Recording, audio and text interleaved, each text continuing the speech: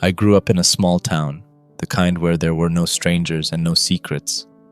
I don't think I realized then that I had never felt true fear. Nothing exciting happened when your town's population was barely breaking 4 digits. The whole place was centered along a mile-long strip of road, which housed all of our convenience stores and a few restaurants. One of those restaurants just so happened to be a pizza parlor. It was nothing spectacular, but as a kid it was worthy of excitement. At first I would go with my parents, although over time, puberty and the ability to form my own opinions began to sour our relationship. By then I was old enough to begin going with my friends whenever I wanted, feeling wise and world-weary at 14. Things were remarkably mundane in our community, and my friends and I usually had to find our own forms of entertainment. There's only so much enthusiasm you can have for visiting the river that ran through our town. People loved to swim in it, but I stopped going after a few years when I realized how dirty the water was. That's when we focused in on the door. It was a tiny thing, tucked into the corner of the pizza parlor. Someone had eventually asked the owner of the place what it was, and he maintained that it was just a small storage room that they kept boxes and cleaning equipment in. The padlock on the door, he claimed, was just to make sure no one went inside and accidentally hurt themselves. It was a reasonable explanation, and no one really thought to question it. The summer after our freshman year in high school, my friends and I finally decided to do a little investigation of our own. We weren't really expecting to find anything. Honestly, the only reason we even considered it was because of that padlock. It wasn't one of those dinky little things you can find at any hardware store. It was heavy and industrial. Why would he need such a secure lock? What can I say? It had been a slow summer. So we commenced our plan, and our objectives were simple. Find a way to get into the restaurant when no one was around, figure out a way into the storage room, and do a little digging of our own. I think we just wanted to feel the thrill of doing something illicit for once. None of us were that worried about being caught, so convinced we were in our own invincibility. I was the quiet kid in the back of class who never volunteered answers, but always had the correct one when called upon. I kept to myself for the most part, and I had never gotten into any amount of significant trouble in my life. My friends, Jamie and Steven, were much louder and more energetic than I had ever managed to be. Steven and I had been best friends since before kindergarten. When Jamie moved to town in 3rd grade, she caused quite the scandal. Her single-parent mom was a notorious alcoholic and often skipped from job to job.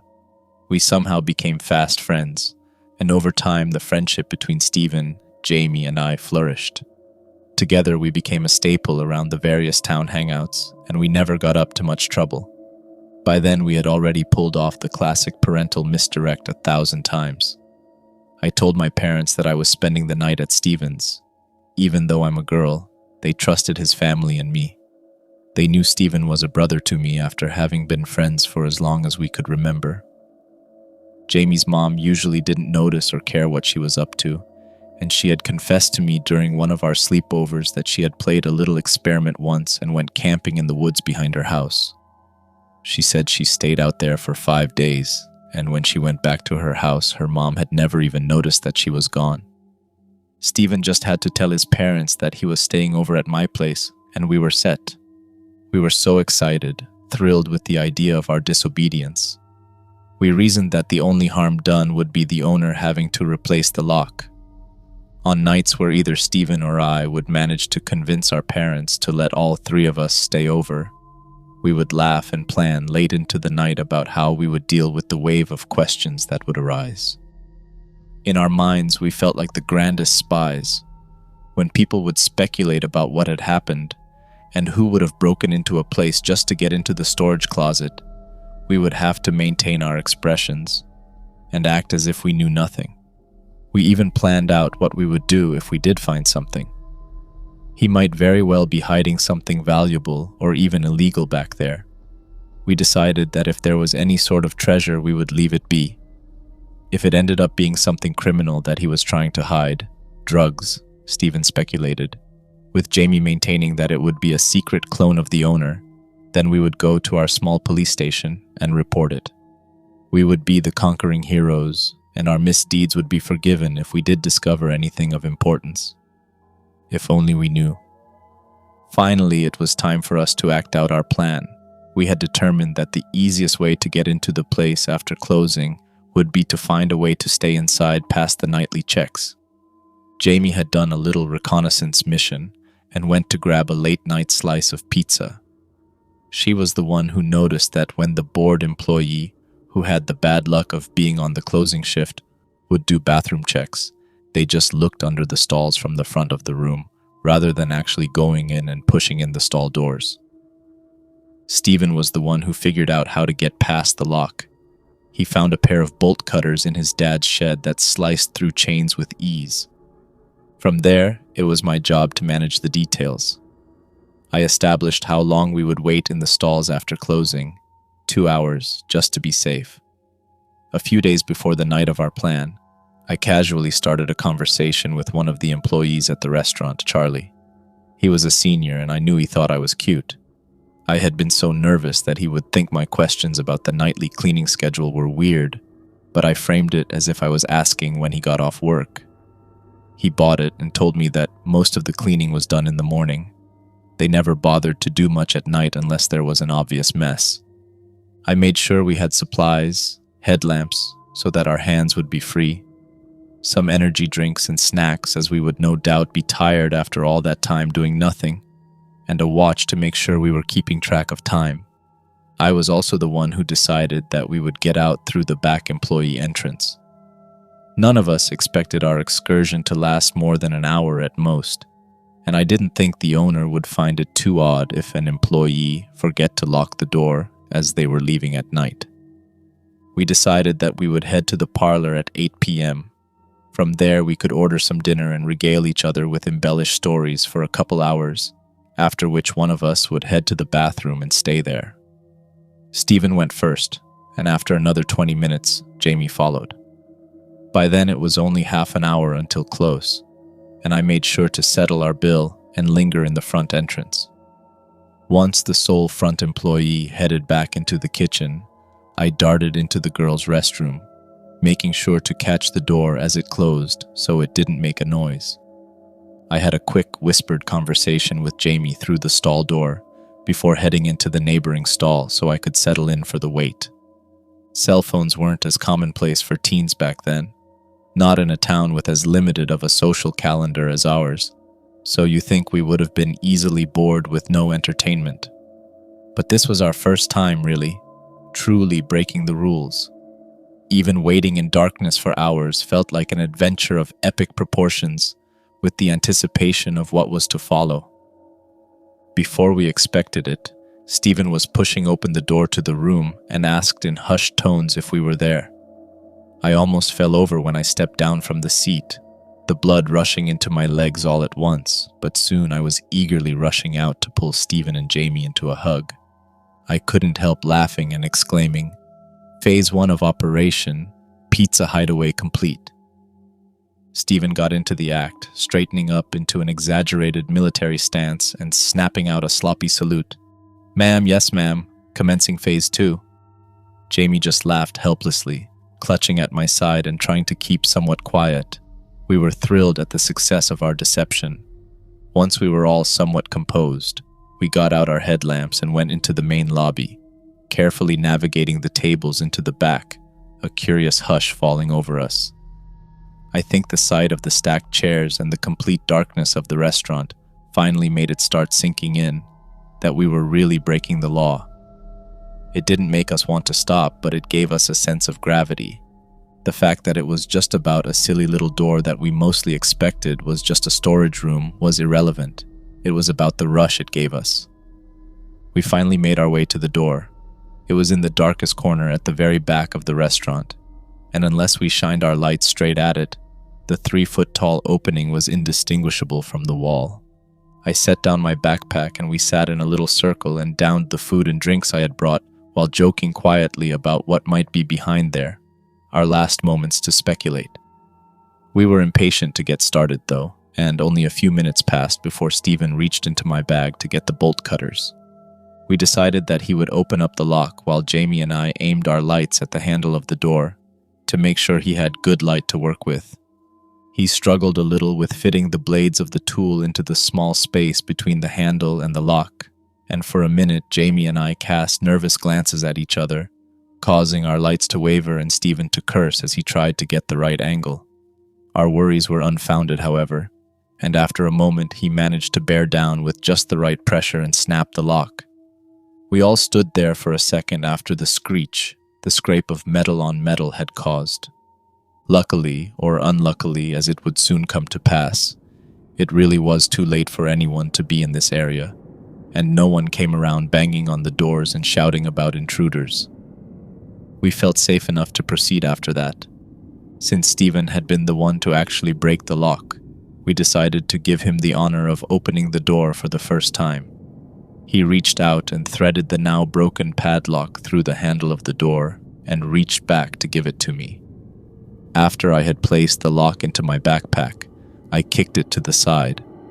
We were going to toss it into the middle of the river after we had finished at the pizza parlor, and hopefully no one would be the wiser to our break-in for at least a few days.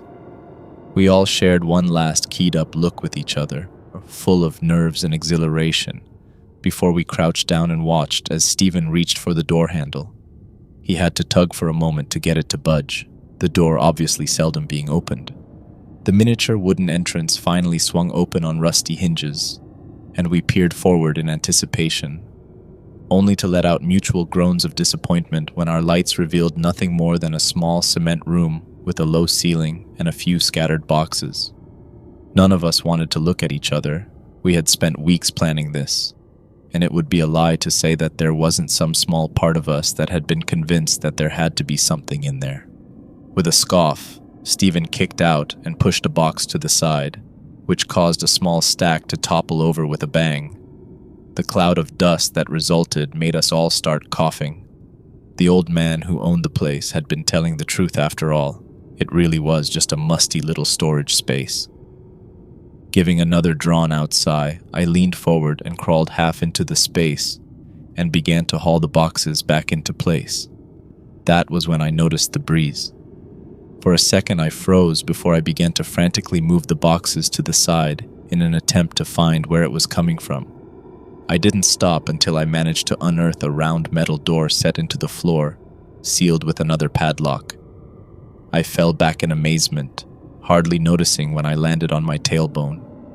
I couldn't believe it, we had really found something. When my friends noticed what I was looking at, they too rushed forward. All of us squeezed into the overcrowded space and staring in awe. The strangely protected door was one thing, but hiding what seemed to be a trap door under an obvious ruse of boxes meant that there had to be something down there. We began a whispered conversation at the new discovery.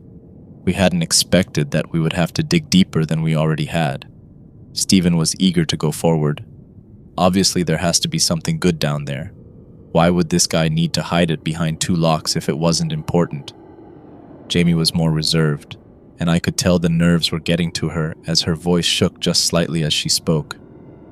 But why is it so dusty in here? I mean, if he actually had stuff that he cared about down there, wouldn't he, go down and check on it once in a while? It doesn't look like anyone has been inside this room in years. I agreed with both of them. It was true. If something was hidden behind this many locks, it had to be something the owner didn't want other people to find. It was strange, though, that it was clearly neglected. However, we had come this far, and I wanted to know what was down there. It seemed pointless to stop now, so I tried to suggest a compromise. What if Stephen and I check out whatever's down there and you can stay up here with the stuff and warn us in case anyone walks by the restaurant and notices something's up? We all knew that no one was actually going to come by, but Jamie was relieved at the excuse, and Stephen just wanted to see what was down there. Once we had established the new plan, and Stephen was once again armed with the bolt cutters, we moved forward. With the boxes shoved to either side of the room, he had just enough space to squeeze forward and work at the lock, an even more heavily reinforced padlock that took him minutes to saw through. When he finally managed to remove the lock, He barely glanced back at us as he reached down to heave open the door. When I saw it was hardly moving, I shoved my way past a few of the boxes and managed to get a hold of the handle. And with both of us pulling with all the strength we could muster, we were finally able to get it open.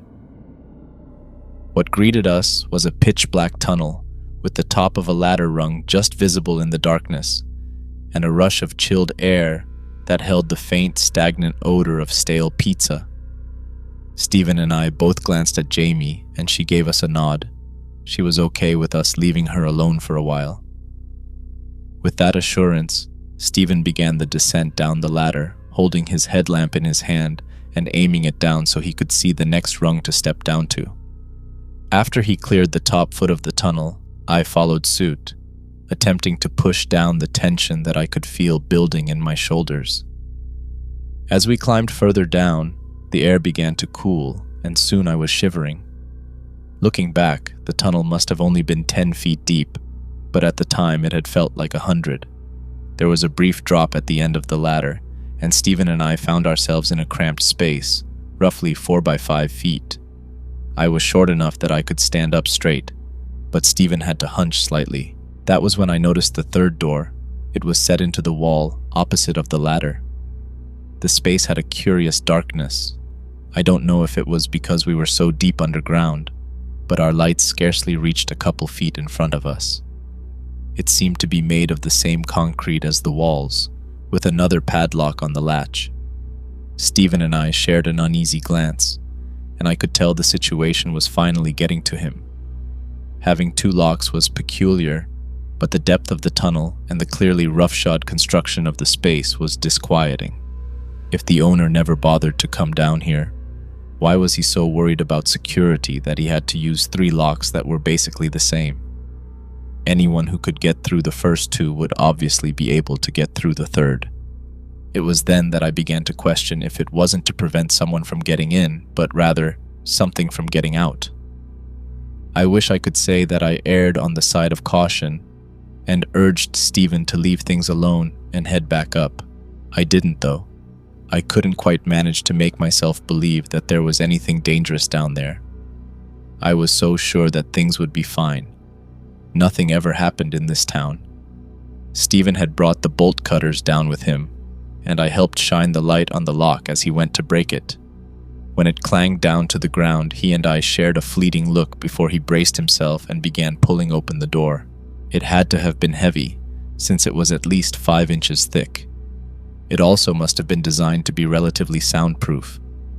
When Stephen had succeeded in opening it wide enough that we would be able to slip through, I started noticing the noises. A curious, muffled scratching sound. The darkness in front of us was just as complete as in the entryway, and as we continued to cautiously edge forward, I reached out to grab Stephen's hand. As illogical as it felt, I was terrified that we would lose ourselves in the pitch black if we got so much as 3 feet from each other. As we shuffled forward, I noticed the ground had an occasional crack that allowed a peek at the damp earth below.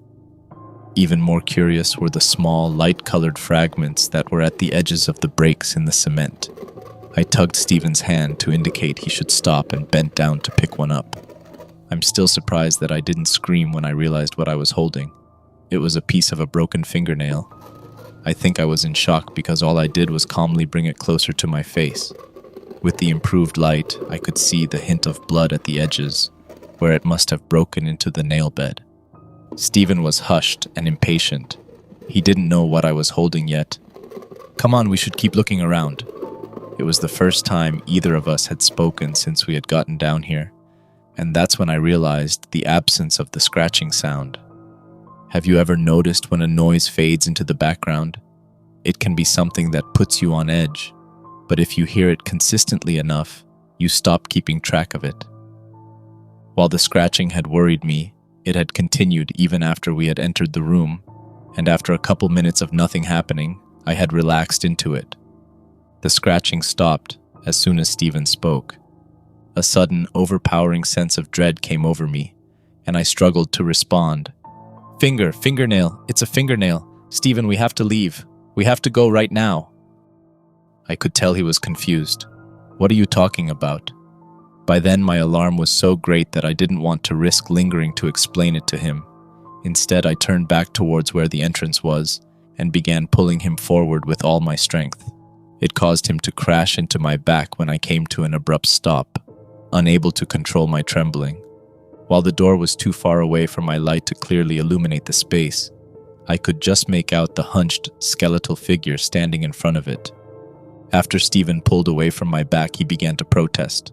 "What the hell are you doing?" I could tell the instant he followed the direction my light was pointed and saw the same figure in the doorway, only at his voice it had scuttled forward. That's when I noticed that it was moving on all fours. With the ceiling so low, there was no other way to move quickly. The scratching noise from before started up again as it moved, although it came to an abrupt stop after Steven stopped speaking. At that point, it was only 5 feet or so in front of us, and had come close enough that I could begin to make out particulars of its appearance, or rather her. This close, I could see that it was a woman. Her back was bizarrely curved, a sickening lurch to her spine that was no doubt caused from the constant hunch she had to adapt in the space. She was so thin that I could hardly bear to look at her torso, the jutting of her bones painfully stretching her skin. It lent a spindly nature to her limbs, which led down into long, jaggedly broken finger and toenails, no doubt the source of the scratching noise. After a glance at her face, I no longer wondered why she only moved forward when we spoke. She was blind. Her eyes had an odd, milky quality to them, seeming huge and bulging against the gaunt concave of her cheekbones. Between the lank strands of hair that stretched down to her hips, frayed and thin, I could make out the malice that twisted her thin mouth, showing a hint of yellowed, rotted teeth. She was nude, although her skin seemed like a suit, given how it hung off of her, covered in the dirt of the walls and the scars that gouged at her upper arms and thighs, exactly where you might scratch yourself when you were holding your arms to your chest or hunched in the fetal position.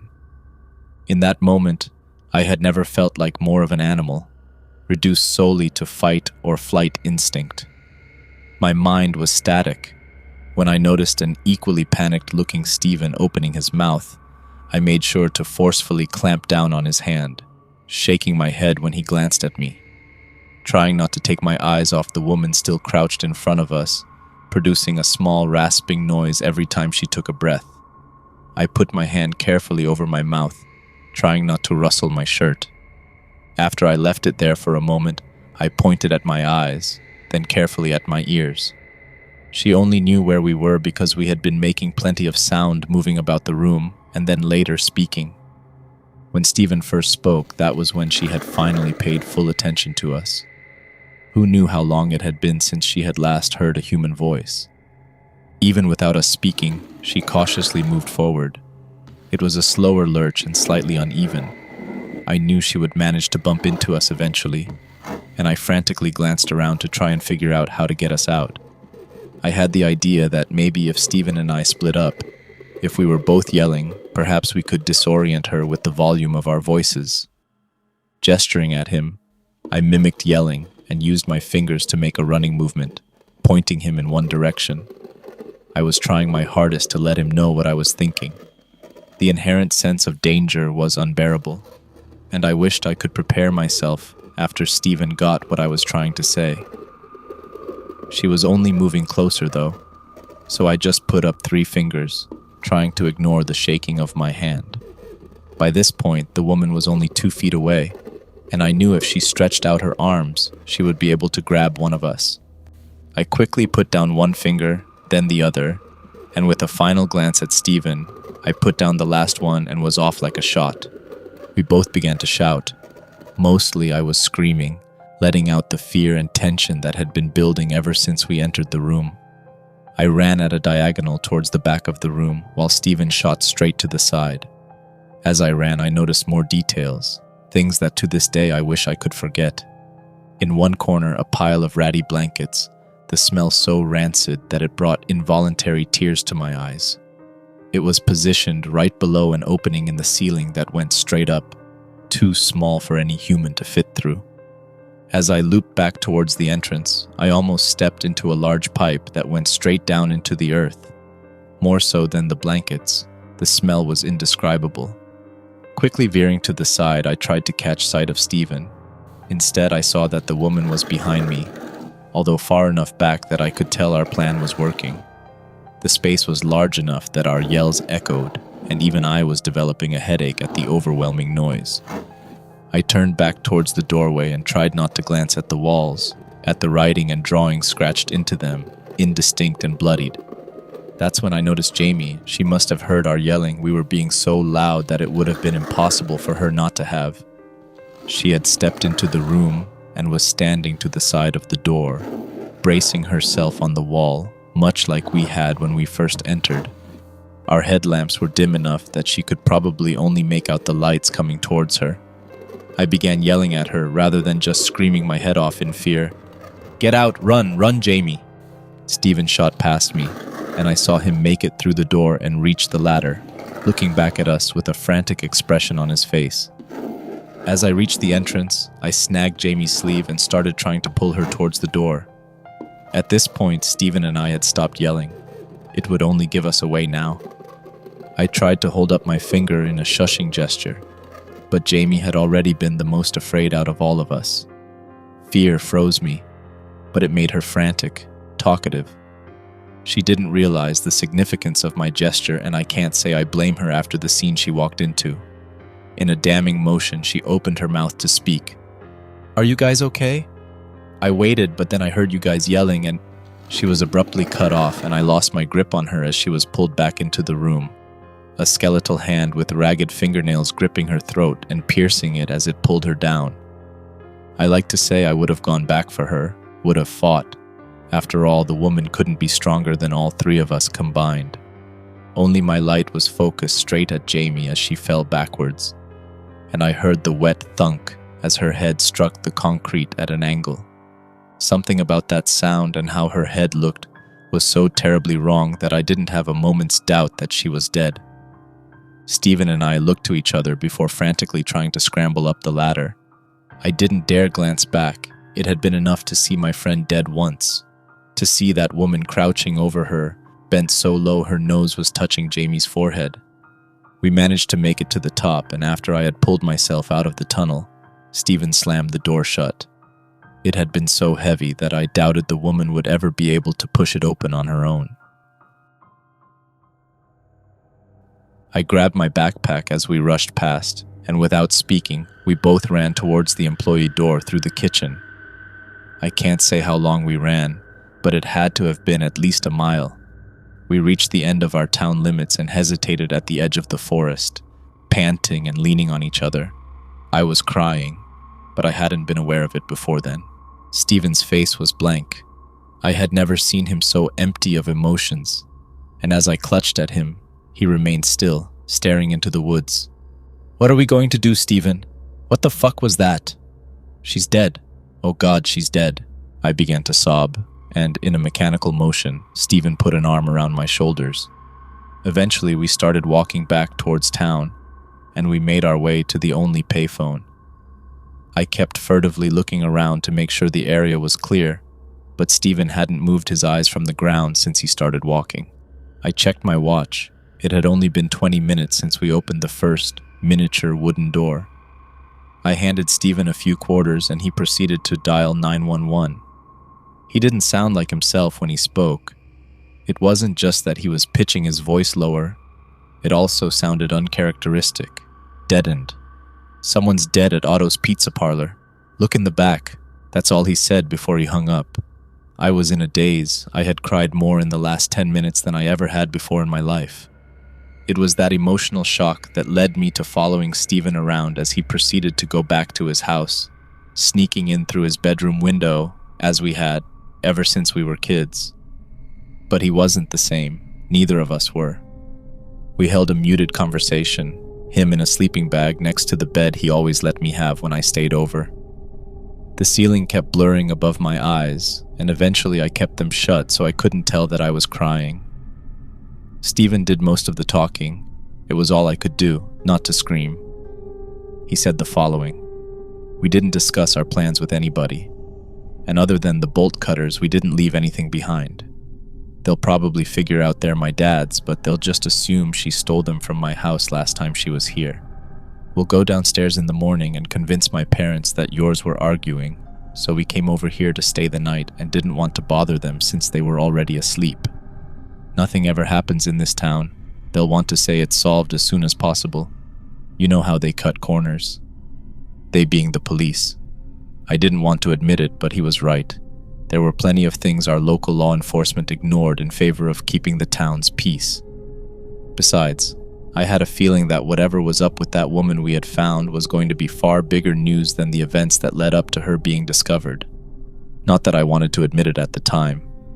Even the thought of lying, of shifting all the blame to Jamie, made bile rise in the back of my throat. In a way, though, it was comforting to have Stephen take charge of the moment. I didn't say a word, and eventually I heard rustling as Stephen shifted in his sleeping bag.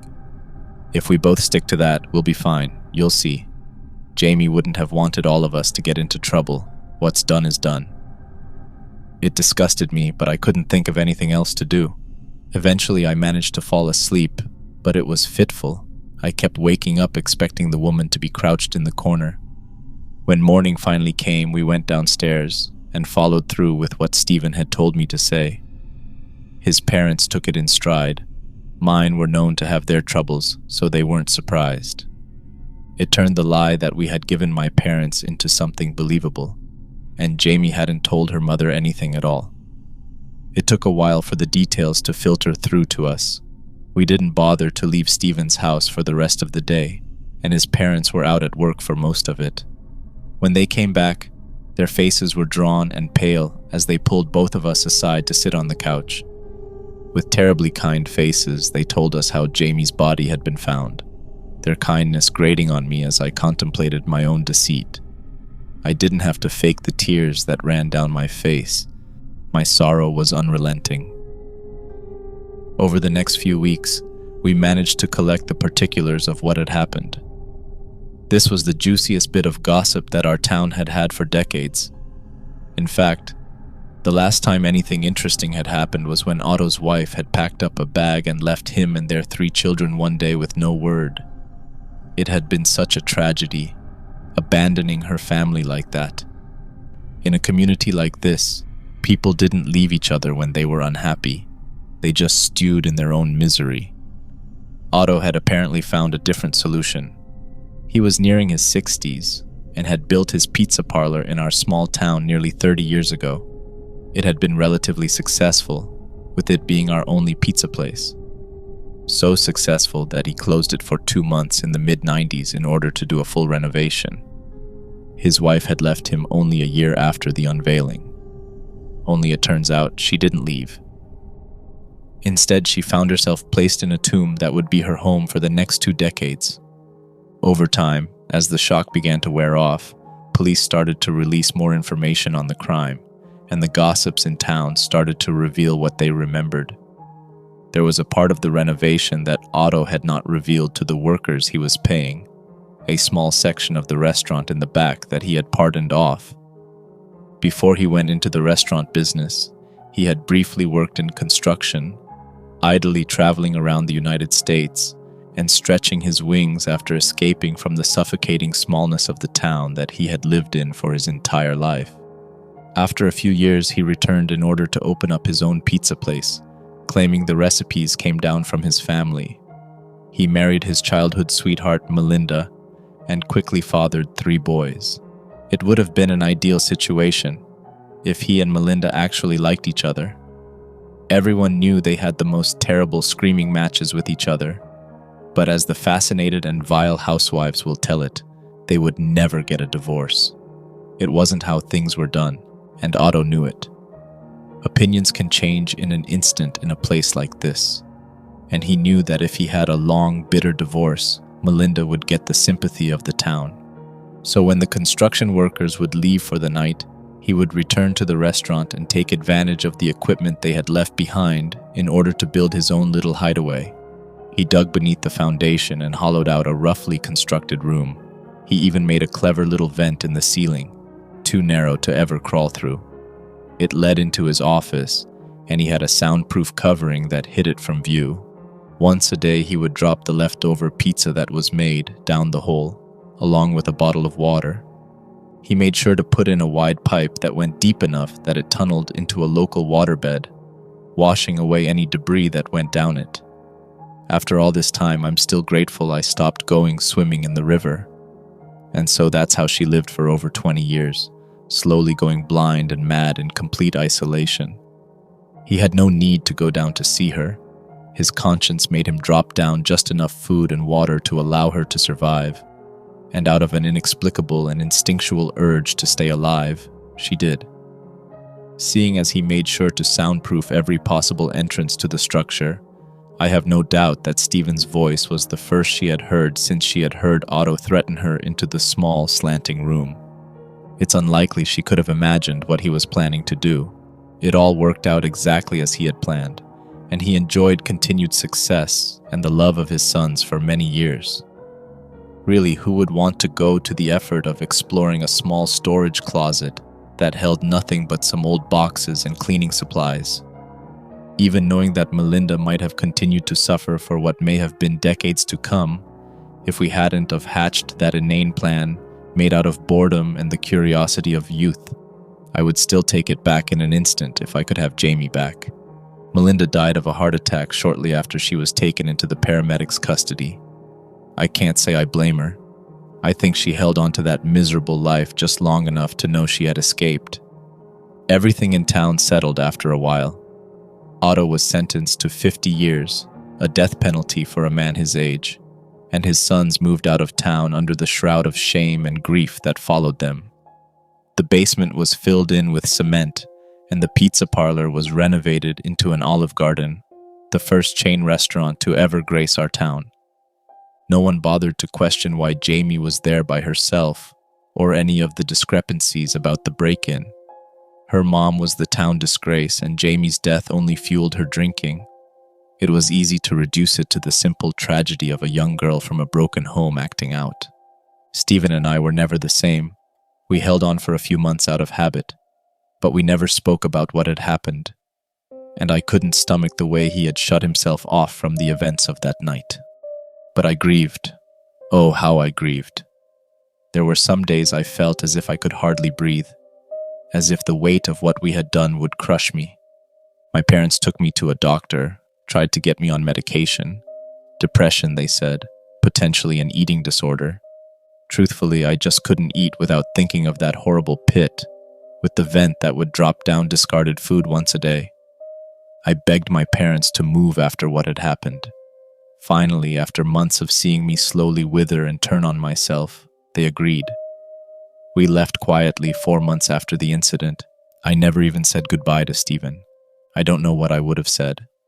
Eventually, even I couldn't resist the drag of time, and before I realized it, I had begun to move on. One day I found myself smiling, and from there it became easier every day. I never forgot Jamie, and to this day, I am so law-abiding that my friends make fun of me for it. Over time, I started to forgive myself. We all made the agreement to explore what was in that little pizza parlor hideaway that night, and Jamie was a victim of chance and stupidity. Melinda could have grabbed any of us.